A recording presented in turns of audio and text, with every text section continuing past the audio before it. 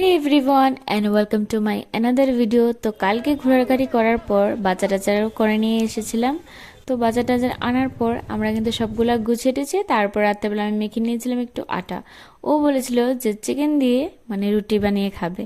তো আমি কিন্তু রুটিটা বেশি একটা ভালো বানাতে পারি না, তো ও বললো যে তুমি জাস্ট মেখে দাও, বাকিগুলো সব আমি করে নিচ্ছি। তারপর খাওয়া দাওয়া কমপ্লিট করে রাত্রেবেলা ঘুমিয়ে পড়েছিলাম। সকালবেলা আমি কিন্তু উঠে ফটাফট স্নানটা কমপ্লিট করে নিয়েছিলাম। যেহেতু আজকে সোমবার, তো আমি কিন্তু প্রতি সোমবারে কিন্তু শিবের মাথায় জল ঢালার জন্য যাই মন্দিরে, ওখানে গিয়ে পুজোটা করে আসি।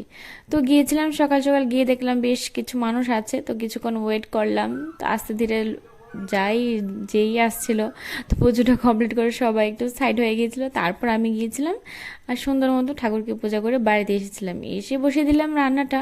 আর কাপড়গুলো কিন্তু আমি তখন ধুতে পারিনি, তো এসে আমি কাপড়গুলো সবগুলো ধুয়ে দিয়েছিলাম। তো রান্নাটা একদম কমপ্লিট করে নিয়েছিলাম। আর ও আমার জন্য নিয়ে এসেছিলো একটু ডাব। তো বিকেলবেলা ছাদের উপর চলে গিয়েছিলাম একটু জল দেব, কারণ প্রচণ্ড গরম। তো দেখলাম ছেলেরা খেলছে। তো সন্ধ্যাটা কমপ্লিট করে এসেছিলাম আর চাটা বানিয়ে আমরা খেয়ে নিয়েছিলাম। এটা মুড়ির মাখা, এটা কিন্তু দারুণ খেতে। তারপর মাছগুলো যে এনেছিল এগুলো কেটে নিয়েছিলাম, এতটুকুই।